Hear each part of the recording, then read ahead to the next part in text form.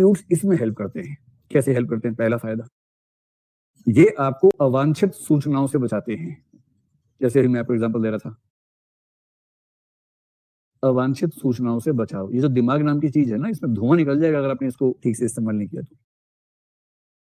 मूर्खों का लक्षण ये है कि वो अनावश्यक चीजों पर दिमाग ज्यादा लगाते हैं, काम की बात पे नहीं लगाते हैं।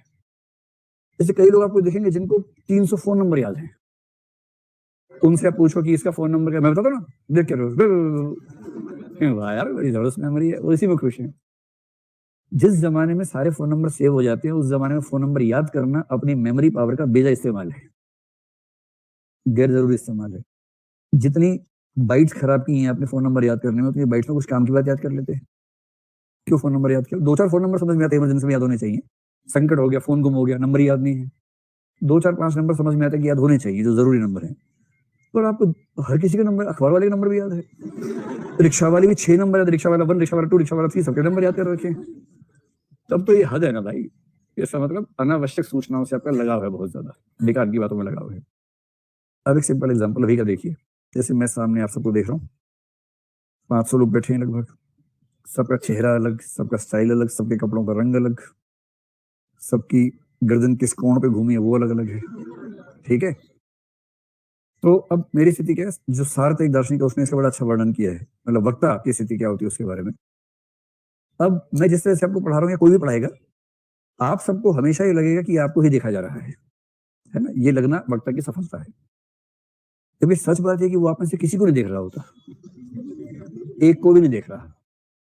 मतलब देख भी रहा तो इस सेंस में कि हाँ बहुत सारे बच्चे बैठे हैं, सेकंड के एक आध हिस्से में, दशमलव वाले हिस्से में किसी एक पर नजर जाती होगी, फिर कहीं और, फिर कहीं और, फिर कहीं और, ऐसे होता होगा। स्वाभाविक यही है। अब मैं ऐसे देख रहा हूँ, वहां 50 लोग हैं, किसने जोर से मुंडी हिलाई तो वो दिख जाएगा 1 सेकंड के लिए, फिर वहां किसने हाथ यूं किया तो वो दिख गया 1 सेकंड के लिए, कुछ अजीब सा दिखेगा तो वहां नजर 1 आध सेकंड को जाएगी, वरना नजर सामान्य रूप से ऐसे से घूमती रहेगी। यही होगा। अब अगर कोई कहे कि यार आप क्लास में पढ़ाते हो, सब बच्चों को देखते हो, ये बताओ कि इस नाम के बच्चे ने आज कौन सा रंग का स्वेटर पहना हुआ था,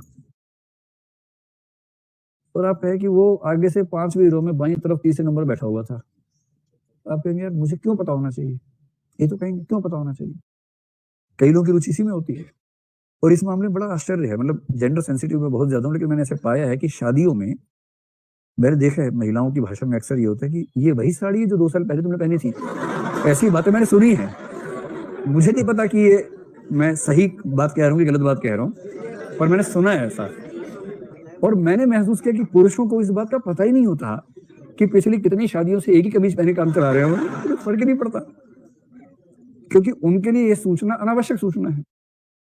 और महिलाओं की शायद मजबूरी है, क्योंकि उनके लिए, मैंने कहा था ना एक बार कि सौंदर्य उनके लिए एक मजबूरी का मामला ज्यादा है, शायद इस वजह से उस पर फोकस इतना ज्यादा है। वो हमेशा सिस्टमेटिक प्रोसेसिंग में रहती है कि साड़ी, अरे रिपीट कर दी तूने, तो 6 साल पहले ही पहनी थी एक बार तुमने, फिर। और आदमी कह रहा है 6 साल नहीं, 6 साल से रोज पहनता हूँ भाई, तुम 6 साल बाद आए हो, मैं तो रोज क्या है। कौन सी सूचना आवश्यक है, कौन सी अनावश्यक? अब जैसे ये मेरे लिए क्यों आवश्यक होना चाहिए कि आप में से कौन कहाँ बैठता है, किसके साथ बैठता है, किस रंग के कपड़े पसंद है, टोपी लगाता है कि नहीं लगाता है, चश्मा लगाता है कि नहीं, मुझे मैनू की, मुझे क्या मतलब इस बात से। लेकिन अगर मैं अपने दिमाग को अभ्यस्त ना कर लूं इस चीज के लिए कि इन चीजों पर ध्यान देना ही नहीं है, तो मेरी बहुत सारी एनर्जी खर्च हो जाएगी उन सूचनाओं को ध्यान से देखने में जो गैर जरूरी है। और आप समझ रहे हैं, दिमाग का धुआं निकल जाएगा, इतनी सूचना। और जब आप घर से निकलते हैं पूरे दिन भर में ऐसी लाखों करोड़ों सूचनाएं आपके आसपास हैं जिनको लगातार इग्नोर करना होता है, और यदि आपने उन पर फोकस करना शुरू कर दिया तो आप अपना काम कभी कर नहीं पाएंगे।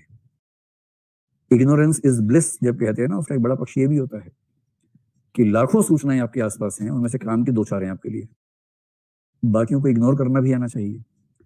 एटीट्यूड्स हमें यह समझा देते हैं कि कौन सी सूचना पर ध्यान देना है, कौन सी पर ध्यान देना ही नहीं है। तो आवश्यक सूचनाओं का चयन बहुत आसान हो जाता है।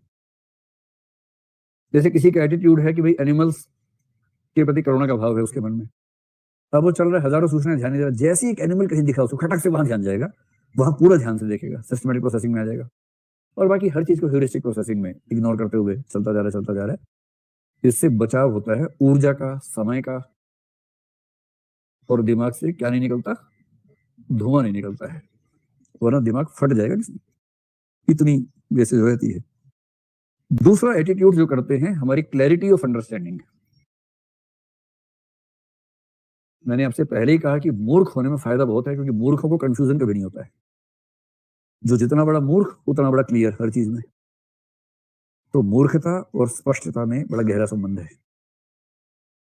और थोड़ा बहुत मूर्ख होने का फायदा भी है, बहुत समझदार होना ठीक भी नहीं है।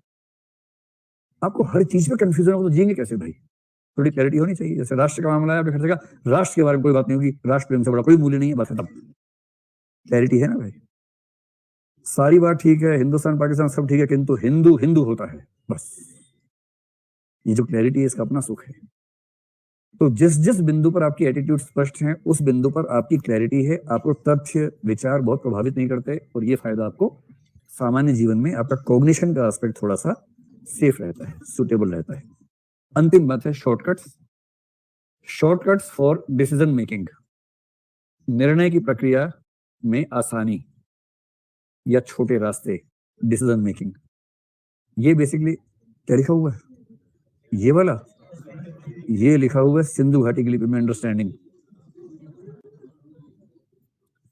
क्लैरिटी ऑफ अंडरस्टैंडिंग, समझने की स्पष्टता। ठीक है। तीसरा है शॉर्टकट फॉर डिसीजन मेकिंग। और शॉर्टकट फॉर डिसीजन मेकिंग दरअसल यही चीज होती है, ह्यूरिस्टिक थिंकिंग प्रोसेस या ह्यूरिस्टिक प्रोसेसिंग, यही चीज है। जिसके पास शॉर्टकट्स हैं उसका जीवन आसान है, और एटीट्यूड्स क्या करते हैं? शॉर्टकट्स दे देते हैं। जैसे मान लीजिए किसी को ये पता है कि भाई मुसलमान लोग जो है ना अच्छे नहीं होते हैं, इसके रिवर्स किसी को ये पता है कि हिंदू लोग जो है ना अच्छे नहीं होते हैं, मुसलमान है, उसको ऐसा लगता है। ये धारणा कितनी भी गलत हो, इससे इसकी एनर्जी बहुत सारी बच जाएगी। कि आपको कॉलेज में पढ़ रहे थे, कोई व्यक्ति पसंद आया, आपने उससे पूछा भाई तुम्हारा नाम क्या है, उसने कहा तौसीफ अहमद, आपने कहा चलो फिर बाय बाय। एकदम क्लैरिटी है कि जैसे ही नाम मुसलमान का है उससे आगे बात बढ़ानी ही नहीं, कितना ही अच्छा हो। So clear. और शबाना ने पूछा किसी से तुम्हारा नाम क्या है, उसने कहा पंडित संजीव शर्मा। चलो शर्मा मत, आगे जाओ, बात नहीं होगी, निकाह नहीं हो सकता आपका हमारा, क्योंकि उसको क्लैरिटी है कि मुसलमान से ही निकाह करेंगे, हिंदू से नहीं करेंगे। तो अच्छा हो चाहे बुरा हो, किंतु क्या होता है? शॉर्टकट्स डिसीजन मेकिंग है, फैसला हो गया तुरंत। किसी का एटीट्यूड है, अपने पेरेंट्स के प्रति बहुत लगाव है, कि मेरी मम्मी कहती थी, मेरे नाना जी कहते थे, है ये कहानी बिल्कुल सच्ची, मेरे नाना कहते थे। सुने वाला गीत आपने? एक बहुत प्रसिद्ध गीत हुआ एक जमाने में, शशि कपूर उसमें घोड़े पर बैठे नायिका को लेके चल रहे हैं पैदल। एक था गुल और एक थी बुलबुल, दोनों चमन में रहते थे, है ये कहानी बिल्कुल सच्ची, कहानी नहीं है ये कहानी बिल्कुल सच्ची, मेरे नाना कहते थे। नाना कहते थे, नाना ने कहा तो सच्ची है ही ना भाई, फिर कैसे झूठी हो गई? तो क्योंकि मेरे नाना कहते थे इसलिए है ये कहानी बिल्कुल सच्ची। अगर आपको किसी ऐसे व्यक्ति भरोसा हो ना कि यार उसने कहा है, नहीं नहीं पापा ने कहा, अरे पापा ने कहा, बात खत्म, पापा कहेंगे नस काटो बेटा, नस काट देंगे हम, लेकिन पापा ने कहा है। इससे क्या होगा? शॉर्टकट मिलेगा, और आपका कॉग्निटिव बेनिफिट सिर्फ इतना है, अनावश्यक सूचनाओं पर ध्यान नहीं जाता है, फैसले जल्दी होते हैं, दिमाग में कंफ्यूजन नहीं होता है। और आम आदमी को इतना ही चाहिए। जो ज्ञानी महात्मा लोग होते हैं ना, उनकी बात अलग है।